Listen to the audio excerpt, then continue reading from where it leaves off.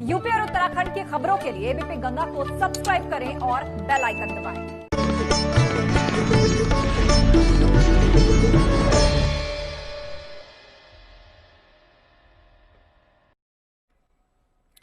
नमस्कार, स्वागत है आपका एबीपी गंगा में। मैं हूं आपके साथ प्राची पाराशर।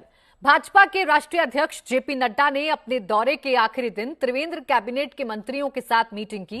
इस दौरान जेपी नड्डा ने मंत्रियों से उनके कामकाज की रिपोर्ट मांगी। जेपी नड्डा कई मंत्रियों के कामकाज से संतुष्ट नजर नहीं आए हैं, तो वहीं कई मंत्रियों के अच्छे काम को लेकर पीठ भी थपथपाई है। साथ ही जेपी नड्डा ने कई सुझाव भी मंत्रियों को दिए हैं। तो लगातार जेपी नड्डा चूंकि उत्तराखंड में मौजूद हैं, इसलिए लगातार उनकी बैठकों का दौर जारी है।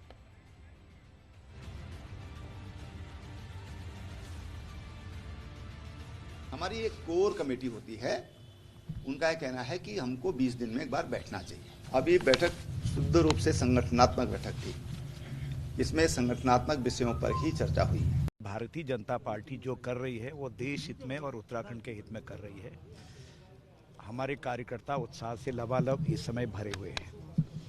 ये 2022 तक एक किस्म से हमको बूस्ट कर दिया है हमारे राष्ट्रीय अध्यक्ष जी ने। राष्ट्रीय अध्यक्ष जी ने सभी कार्यक्रमों की और सभी योजनाओं की बड़ी प्रशंसा करी है और उनका मार्गदर्शन मिला है। और निश्चित रूप से मुझे ऐसा लगता है कि उन्होंने जो मार्गदर्शन हमें आगे के लिए दिया है कि हम लोगों के बीच में जाएं, जनपदों में जाएं और कार्यकर्ताओं के साथ बैठें, वाद संवाद करें, उपलब्धियों का संकलन जो है वो हम 5 बिंदुओं के साथ में लोगों के साथ में रखें, ताकि आगे चल के सरल तरीके से उसे जनता तक डिलीवर किया जा सके। और जो अब तक की उपलब्धियां हैं, उस उपलब्धियों पे राष्ट्रीय अध्यक्ष जी बहुत प्रसन्न हुए, आशीर्वाद दिया। और मैं अपने विभाग से संबंधित कह सकता हूँ कि जो हमने अध्यापकों की तैनाती की है, विषयवार अध्यापकों की हमने तैनाती की, और जो हमने खेल नीति 2020 बनाई है उसका प्रेजेंटेशन हमने दिया, उससे हमारे राष्ट्रीय अध्यक्ष जी बहुत प्रसन्न हुए और उन्होंने व्यक्तिगत मुझको उसकी शाबाशी भी दी।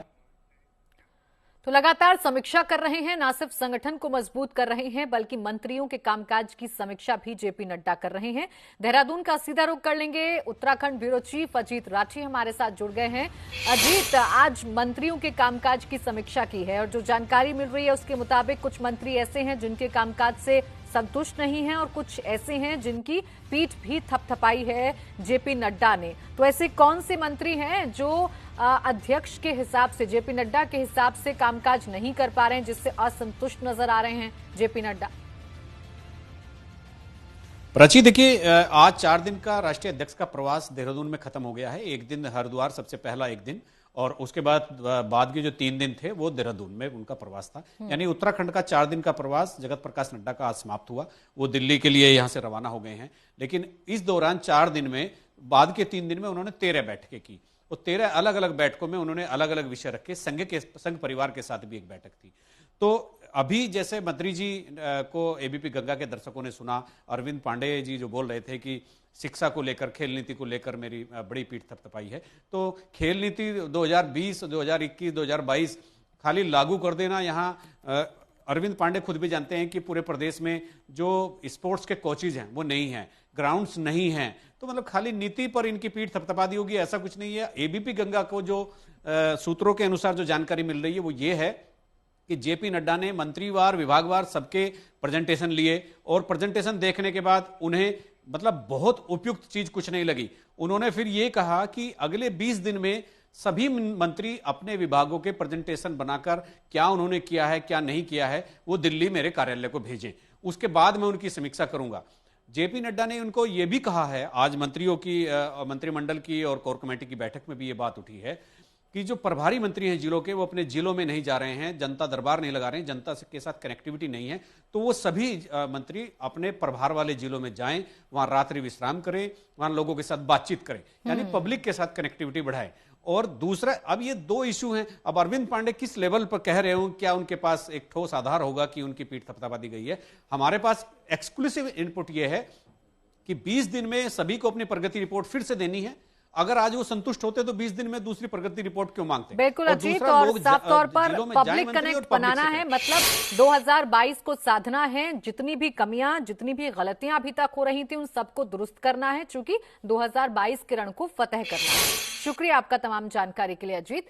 तो जेपी नड्डा ने अपने दौरे के आखिरी दिन संगठन के बड़े नेताओं के साथ मीटिंग की। इस दौरान नाराज नेताओं ने नड्डा के सामने अपनी बात रखी, तो वहीं मंत्रियों ने नड्डा को अपने मन की बात बताई।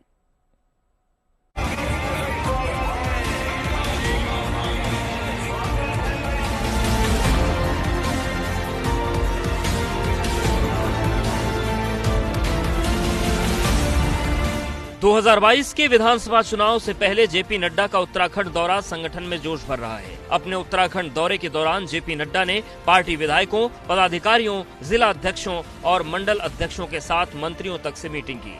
संगठन के बड़े से लेकर हर छोटे कार्यकर्ता की बात सुनी गई, तो वहीं सरकार के कामकाज की समीक्षा के साथ मंत्रियों की नाराजगी पर भी बात हुई।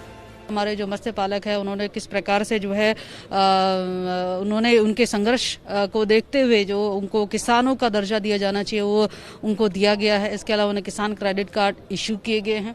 इसके अलावा मैं कह सकती हूँ जो हमारे मत्स्य पालक है वो आज की तारीख में जो किसी समय 4 से 5 हज़ार की संख्या हुआ करते थे, आज वो 15 से 20 हज़ार की संख्या। तो ये निरंतर प्रगति जो तीनों विभागों ने की है वो उनके समक्ष रखी जाएगी।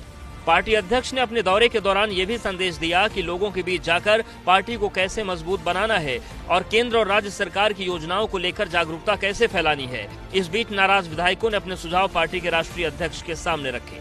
सरकार के लिए अलग अलग मुद्दे होते हैं कि कभी कभी चुनावी में माहौल में ऐसा होता है कि स्थानीय मुद्दे प्रभावित करते हैं। उन स्थानीय मुद्दों को लेकर हमने अपने क्षेत्र के पूरे प्रदेश की जो मैंने विषम भौगोलिक परिस्थितियाँ शब्द कहा, ये चुनाव को प्रभावित करने वाले कुछ मुद्दे होते हैं कि लोकल स्तर पर, उन विषयों पर मैंने अपने सुझाव दिए। बिशन सिंह जुफाल उन विधायकों में शामिल है जिन्होंने सीएम के खिलाफ खुलकर नाराजगी जाहिर की थी। उत्तराखंड में 2022 के चुनाव में अब ज्यादा समय नहीं बचा है। नड्डा ने अपने दौरे के दौरान इस बात पर भी जोर दिया कि हर कार्यकर्ता को पार्टी की विचारधारा को अच्छी तरह से समझना होगा। कार्यकर्ताओं के जो काम करने का तरीका है, पार्टी का जो काम करने का तरीका है, उसके उनको समझा रहे हैं किस तरीके से काम होना चाहिए। कहीं क्योंकि हम जब दायित्व देते हैं किसी को तो उसमें कई बार नए नए लोग भी होते हैं, परिकल्पना स्पष्ट भी नहीं होती कई बार। तो सब चीज़ों को माननीय अध्यक्ष जी समझ रहे हैं कि हमारा जो कार्यकर्ता है वो आने वाले समय की चुनौतियों के लिए कितना तैयार है। नड्डा ने अपने दौरे के दौरान सरकार के 3.5 साल के कार्यकाल का भी लेखा जोखा देखा। विपक्ष भले ही सरकार को कमियां गिनाता हो, मगर राज्य मंत्री धन सिंह रावत का कहना है कि सरकार बेहतर काम कर रही है। हम 1 लाख रुपए, 3 लाख रुपए और 5 लाख रुपए जो हमारे प्रवासी लोग हैं, जो बेरोजगार लोग हैं, जो उत्तराखंड के किसान हैं, इन सबको अगर ये कृषि आधारित कोई भी एलाइड काम करना चाहेंगे तो उनको हमारी सरकार 0% पे ऋण दे रही है। और ये देश की पहली सरकार है जो कि किसानों के लिए, बेरोजगारों के लिए और प्रवासियों के लिए इतना बड़ा काम कर रही है। नड्डा के दौरे से पार्टी कार्यकर्ता एक्टिव बोर्ड में आ गए हैं। पार्टी हाईकमान ने संगठन से लेकर सरकार तक के पदाधिकारियों से अलग अलग बात की, तो वहीं बूथ स्तर तक कार्यकर्ताओं की समस्याओं को भी समझा है। मगर भाजपा के लिए इस समय सबसे बड़ी कमजोरी नाराज नेताओं को एकजुट करना है। एबीपी गंगा के लिए देहरादून से विनोद कुमार की रिपोर्ट। तो जेपी नड्डा का उत्तराखंड में 4 दिवसीय दौरा था। आज उनके दौरे का आखिरी दिन था। अब आपको दिखाते हैं कि नड्डा के दौरे के दौरान उनका पूरा कार्यक्रम किस तरह से रहा।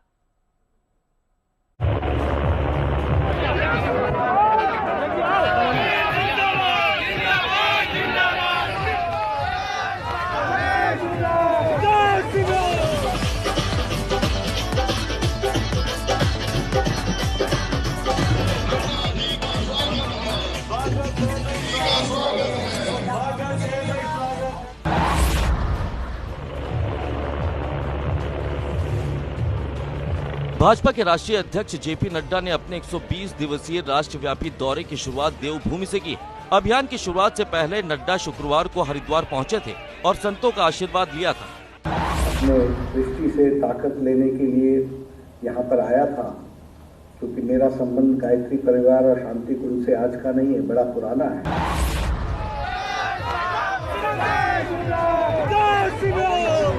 देव दीपावली पर नड्डा के अभियान का शेड्यूल काफी व्यस्त था, इसीलिए उन्होंने एक दिन में धर्मनगरी में कई कार्यक्रमों में शिरकत की। इस दौरान नड्डा मां गंगे की शरण में भी पहुंचे।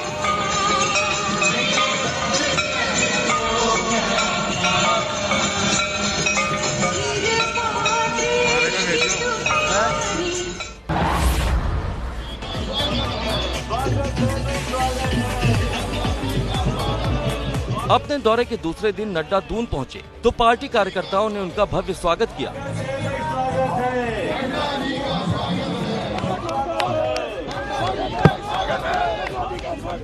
सड़कों पर जगह जगह कार्यकर्ता उनका भव्य अंदाज में स्वागत करते नजर आए।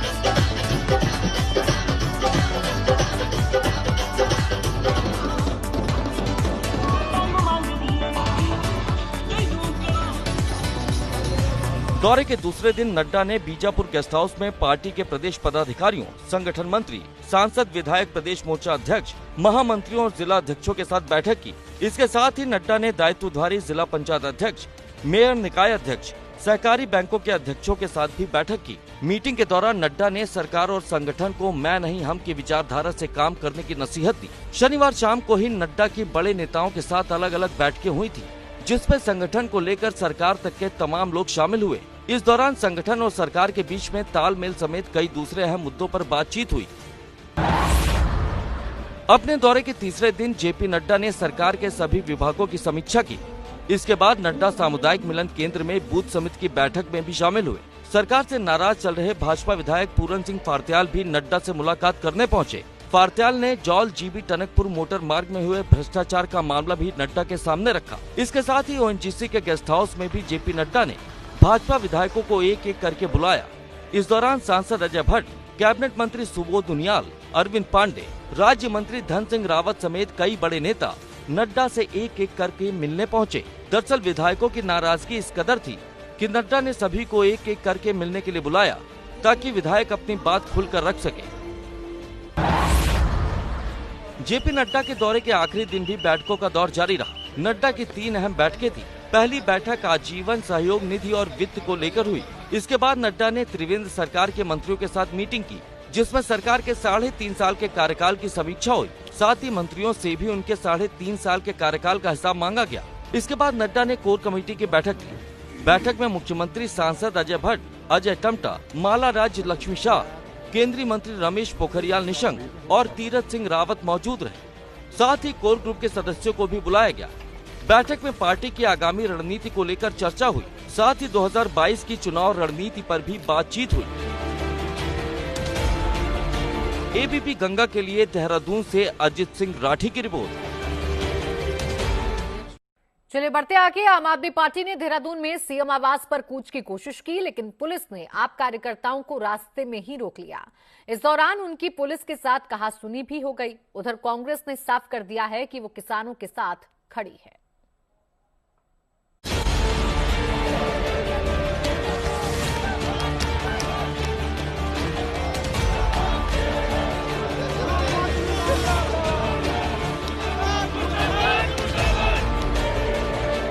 किसान आंदोलन की गूंज अब पूरे देश में सुनाई दे रही है। पहाड़ भी किसानों के आंदोलन से अछूता नहीं है। आम आदमी पार्टी किसानों की मांगों को लेकर सड़क पर उतर आई है। देहरादून में आम आदमी पार्टी ने मुख्यमंत्री आवास कूच किया। जय जवान, जय किसान, जय जवान। आम आदमी पार्टी किसानों से हमदर्दी जता रही है। आप नेताओं का कहना है कि केंद्र सरकार का फैसला किसानों के हित में नहीं है। किसान एकजुट हो चुके हैं, पूरे हिंदुस्तान का किसान एकजुट है। किसान अन्नदाता है। अन्नदाता कौन होता है? भगवान होता है। जो भगवान है, ये पहले भगवान के नाम पे इन्होंने राम के नाम पे लूटा, अब किसान के नाम पे जो लूट खसूट करनी चाह रहे हैं, हम नहीं होने देंगे। हम किसान के साथ खड़े हैं। आप कार्यकर्ताओं का हुजूम सीएम आवास की तरफ कूच करने लगा तो पुलिस ने उन्हें रोक लिया। पुलिस ने उन्हें सीएम आवास से पहले ही रोक लिया। इस दौरान उनकी पुलिस के साथ नोकझोंक होने लगी।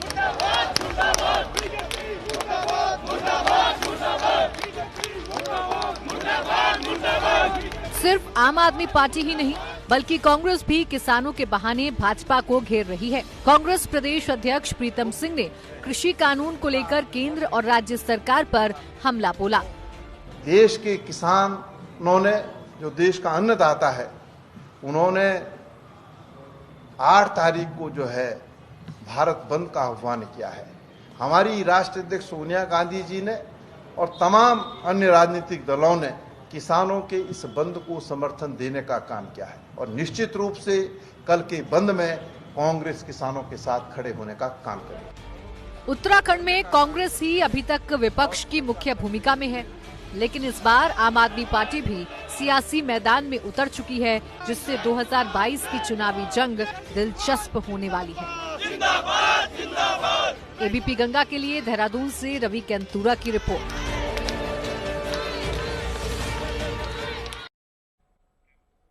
किसानों के भारत बंद के आह्वान को लेकर देहरादून में पुलिस अलर्ट हो गई है। डीआईजी अरुण मोहन जोशी का कहना है कि शांतिपूर्वक तरीके से अपनी बात रखने के अधिकार सभी को हैं, लेकिन कानून व्यवस्था बिगाड़ने वालों पर पुलिस सख्त एक्शन लेगी। कल भारत बंद को लेकर पुलिस विभाग पूरी तरह से अलर्ट मोड पर है। पूरे डिस्ट्रिक्ट को 9 जोन में और 21 सेक्टर में डिवाइड किया हुआ है और साथ ही जो डिस्ट्रिक्ट मजिस्ट्रेट है उनसे बात कर रहे हैं कि वहाँ पर जोनल मजिस्ट्रेट और सेक्टर मजिस्ट्रेट भी अपॉइंट हो जाएंगे। प्रयास यही है कि जो कल किसानों का एजिटेशन है, जो बंद का कॉल है, पीसफुल तरीके से रहें और कहीं भी इस तरह की बात ना हो, कोई फोर्सफुली कोई किसी इंस्टीट्यूशन को बंद करवाने की कोशिश कर रहा है या कोई लॉ वायलेट कर रहा है और कहीं पर अगर इस तरह की बात आएगी, कोई जबरदस्ती प्रयास कर रहा है किसी संस्थान को बंद कराने का, तो जो भी विधि सम्मत कार्रवाई इमीडिएटली की जाएगी। किसानों के भारत बंद को लेकर सीएम त्रिवेंद्र सिंह रावत ने कहा कि सरकार किसानों के साथ है, लेकिन कोई ऐसा काम नहीं होना चाहिए जिससे कानून व्यवस्था खराब हो। बंद आपको लगता है बंद होना चाहिए, हमको उसमें कोई विरोध नहीं है, लेकिन कोई भी ऐसा काम न करे कि अमन को नुकसान पहुंचे। ऐसा कोई भी काम न करें।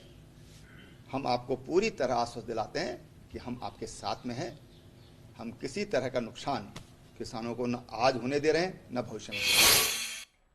सितारगंज में 18 दिन से एडीएम को हटाने की मांग को लेकर धरने पर बैठे नगर पालिका अध्यक्ष ने अपने समर्थकों के साथ प्रदर्शन किया।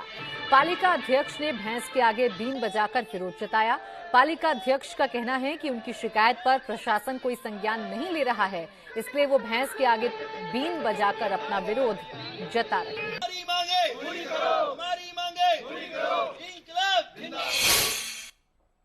और वक्त एक छोटे से ब्रेक का है, जल्द लौटेंगे।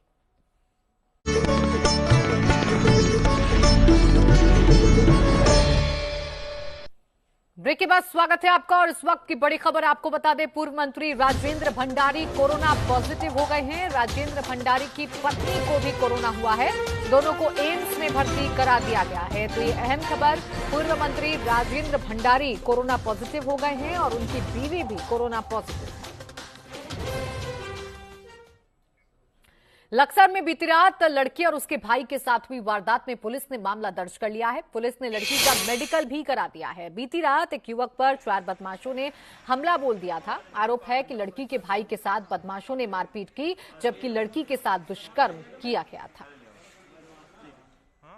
उसको सूचना शाम के टाइम सूचना मिली थी, 112 के माध्यम से आई थी कि वहाँ पर जो है मखियाली में चार लोगों ने लड़की को रोक लिया है और मारपीट हो रही है। जिस पर हम लोग यहाँ मौके पहुँचे तो ये पता लगा कि लड़का तो लड़के को उसकी बहन को चारों को रोका और लड़की को रॉड मारी, लड़का बेहोश हो गया। जब लड़की को खींच के अंदर ले गए, उसके साथ 4 लोगों ने बलात्कार किया। इसमें हमने लड़की को जो है उठा के अस्पताल बेहोश अवस्था में उसको रुड़की अस्पताल भेजा और लड़के को दोनों को भेजा था। बाकी वहाँ से मेडिकल आने के बाद अभी इसमें जो है तहरीर आ गई, मुकदमा लिखाया गया। कर्णप्रयाग में अलकनंदा पिंडर नदी के संगम पर 2 युवक पैर फिसलने से नदी में बह गए। सूचना मिलने पर एसडीआरएफ टीम मौके पर पहुंची, जिसके बाद सर्च ऑपरेशन शुरू किया गया। इस दौरान एक युवक को रेस्क्यू कर लिया गया, लेकिन दूसरे युवक का कोई सुराग नहीं लगा है। बताया जा रहा है कि दोनों युवक गुरुग्राम के रहने वाले हैं। उत्तराखंड सिंचाई विभाग की लापरवाही के कारण हरिद्वार के मिसरपुर गांव के रहने वाले लोगों के लिए सिंचाई का पानी मुसीबत बन गया है। किसानों की खेती के लिए बनाई गई छोटी नहर में देर रात अचानक पानी छोड़े जाने से मिसरपुर के पास छोटी नहर का एक किनारा टूट गया, जिस कारण छोटी नहर का पानी गांव में घुस आया। पूरे गांव में पानी भरा हुआ है, जिस वजह से ग्रामीण परेशान हैं।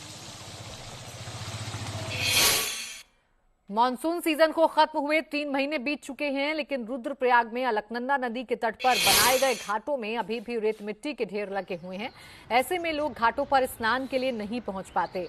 इन घाटों का निर्माण करोड़ों रुपए की लागत से करवाया गया था, लेकिन घाटों की देखरेख की ओर कोई ध्यान नहीं दिया जा रहा है।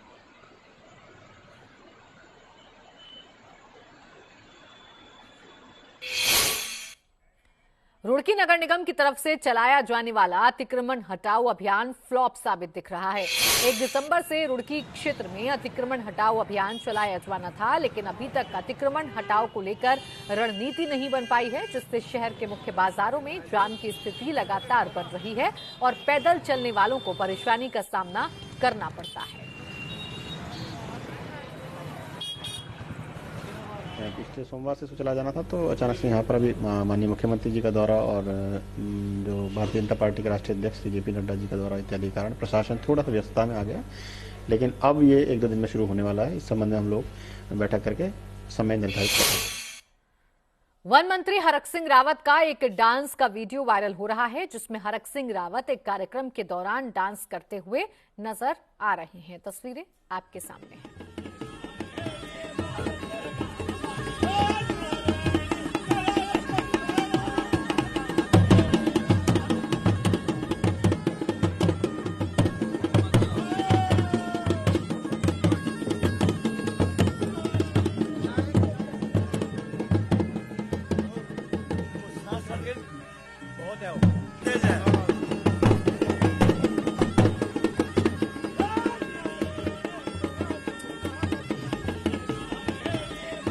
तस्वीरें हम आपको दिखा रहे हैं। वन मंत्री हरक सिंह रावत आपको झूमते हुए नजर आ रहे होंगे। पहाड़ी अंदाज में, पारंपरिक अंदाज में हरक सिंह रावत का ये जो डांस है वो वायरल हो रहा है। एक कार्यक्रम में जमकर थिरके वन मंत्री हरक सिंह रावत। पहाड़ी धुन, पारंपरिक डांस करते हुए हरक सिंह रावत नजर आए।